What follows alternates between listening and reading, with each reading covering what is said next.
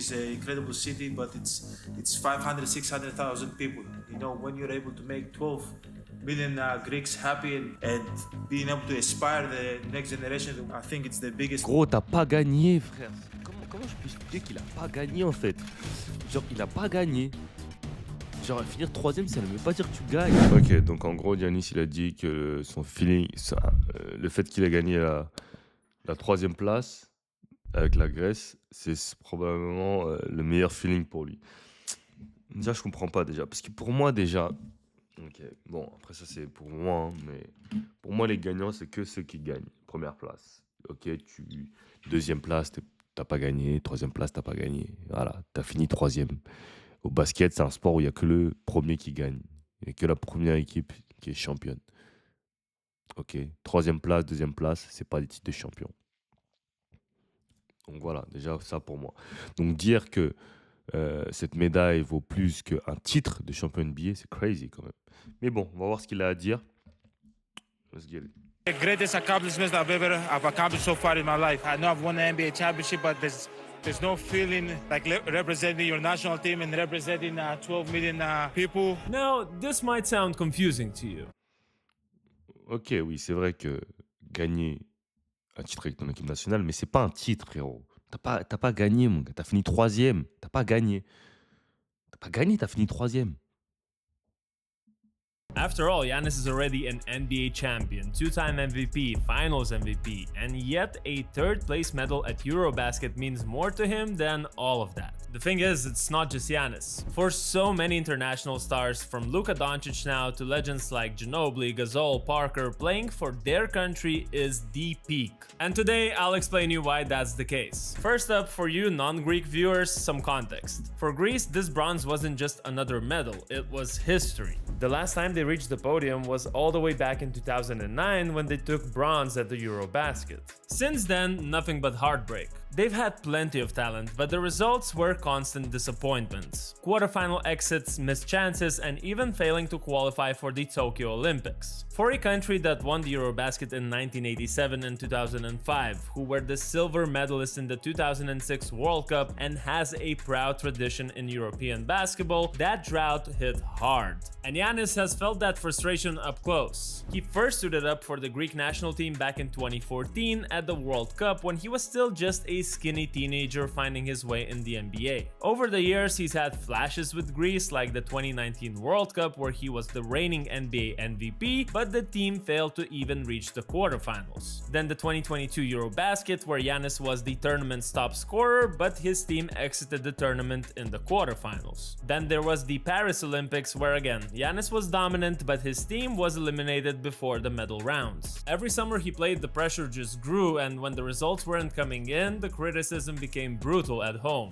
Greek media and fans questioned his leadership, his fit in FIBA basketball, and whether his NBA dominance could ever translate to medals on the international stage. That's why when Giannis won the Eurobasket bronze... Il vient de dire que les médias grecs remettaient en cause son adaptation au jeu FIBA. Et vous avez déjà eu un joueur comme Giannis, vous, en Grèce? Aussi dominant en NBA, ils sont malades ou quoi? Qu'est-ce que vous allez en remettre là, Giannis? C'est pas de sa faute. It felt so massive. 16 years of waiting, with Giannis leading the way, finally ended. I think these raw emotions in the post-game flash interview actually says it all.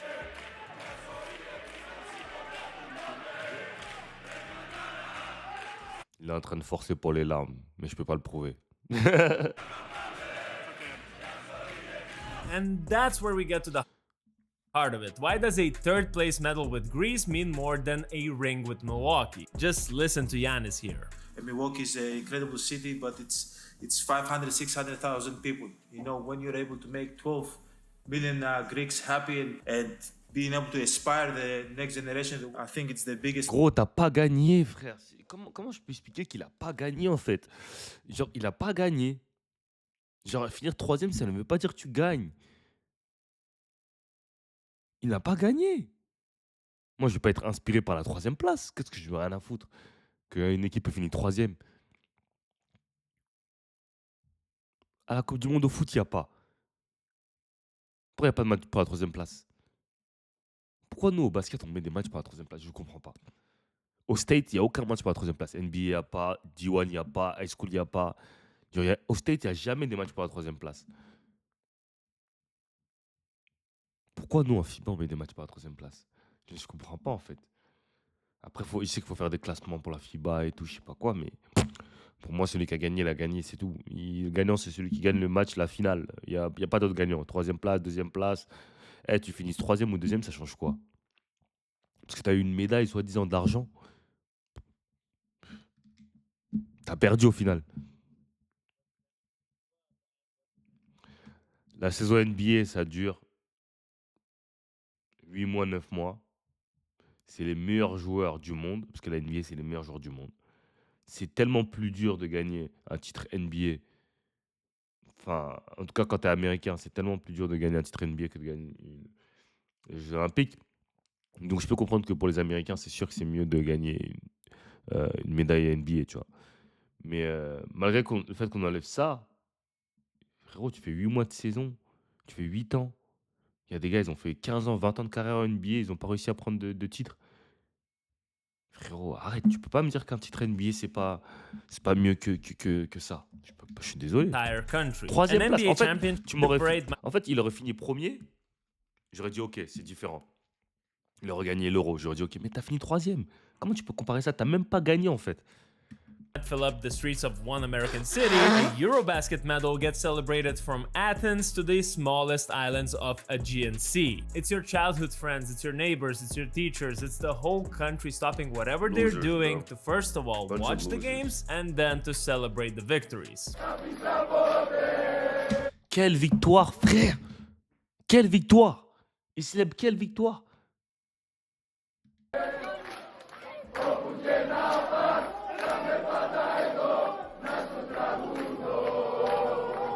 To further illustrate my point, these welcomings and celebrations of the national teams are just nuts. Look at how the Serbian national team was greeted after they came back from the 2023 World Cup with silver medals.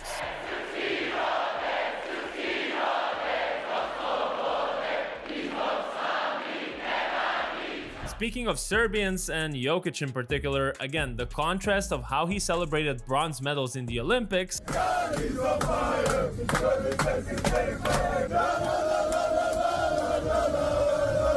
compared to the NBA championship with Denver Nuggets. No.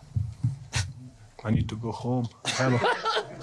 Now, Luka Doncic is another great example of dedication to the national team. Since he was 18, Luka hasn't skipped a single international tournament that Slovenia qualified for, not one. And that's despite him having one of the biggest usage percentages in the NBA every single season. Instead of taking a break after a grueling season, he throws on the Slovenia jersey and spends those 2 months in the off-season in the national team prep camp and then the tournament.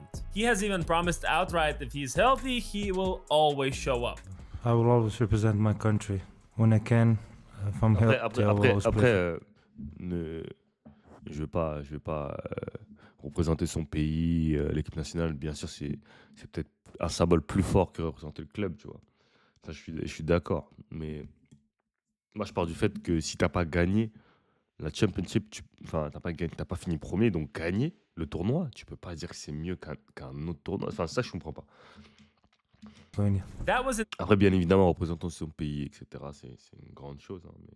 2022, and to this day he reiterated it a few more times, keeping that promise. Part of it, I think, is just Luka missing the European basketball culture. He said before that he prefers watching EuroLeague over the NBA, and you can feel it in how much he enjoys the style of FIBA ball. The stakes are higher, the margins are smaller, every possession matters. Compare that to the NBA regular season, where you can kinda sleepwalk through half of those games until you get to the postseason. It makes sense that a competitor like Luka wants to spend his summers playing in tournaments where one bad night sends you home. And then you've got the fans. Luka grew up in those packed European arenas with chants, whistles, boos, you name it. NBA crowds feel tame in comparison. In FIBA games, he embraces being the villain when Slovenia is playing Poland in Poland, for example, just as much as he loves being the hero when they're playing at home. But maybe the biggest reason is just simply that he loves being with his friends. He calls his Slovenian teammates his brothers, and you see it, whether it's splashing splashing water on each other during interviews or celebrating wins. For a guy from a country of just 2 million people, playing for Slovenia is more than just basketball. And the thing is, Luka or Giannis aren't inventing anything new here. They are just continuing a tradition they grew up watching. The older generation of international stars set that standard. Take Manu Ginobili for example. This guy won 4 NBA championships with the San Antonio Spurs, but he'll still tell you that nothing tops Argentina's gold medal at the 2004 Olympics. Ça, je suis d'accord.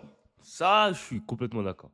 Tu vois, la gold medal qu'ils ont pris en 2004, où ils tapent Team USA, voilà, l'équipe imbattable, les stars NBA. Là, je suis d'accord, en fait. Sur un principe de gagner sur la gold medal comme Manu Ginobili, malgré qu'il ait gagné des titres NBA et tout, avec l'Argentine, en fait, parce que déjà, c'est beaucoup plus tough de battre, de gagner un Olympique ou une Coupe du Monde déjà, parce que t'as les States. Donc, battre les States alors qu'ils perdent jamais, etc. Je suis 100% d'accord avec Manu Ginobili que ça peut être mieux qu'un titre NBA. Ok, c'est ton pays, vous n'êtes pas favori, etc. Vous battez les States. Je suis d'accord. Mais pour finir troisième, et comme je l'ai dit, non.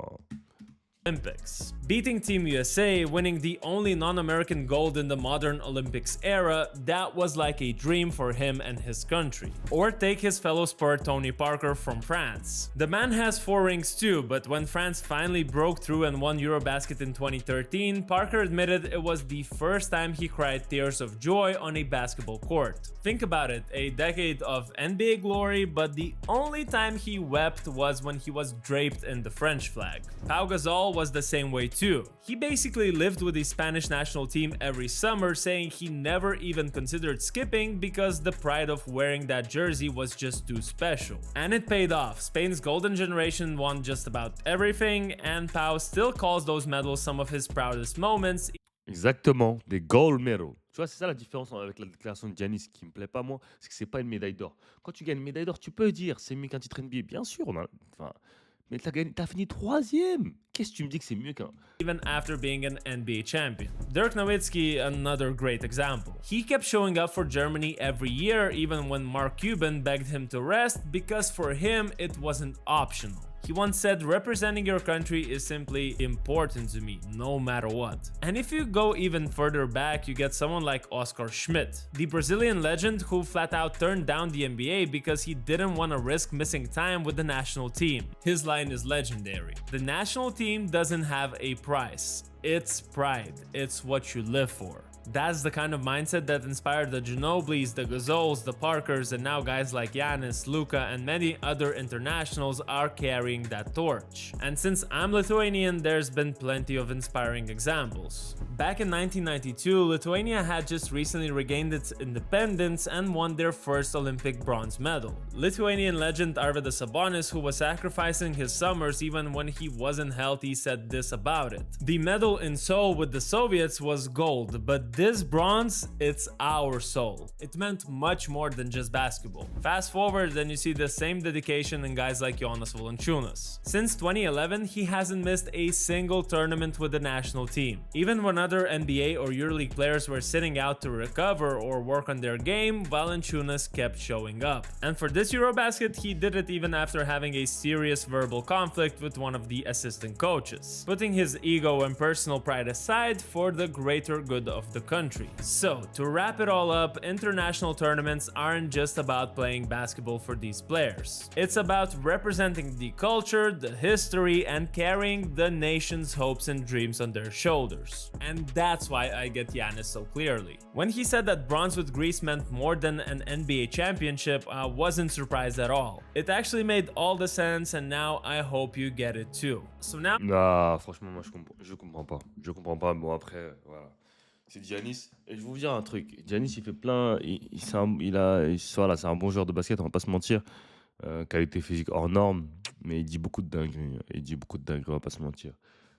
Et moi, je vous le dis, c'est pas parce qu'il y a un gars c'est un joueur NBA que s'il dit un truc, il faut forcément dire que c'est correct. Hein. Ça veut rien dire ça. Tu peux être un joueur NBA phénoménal et ne pas comprendre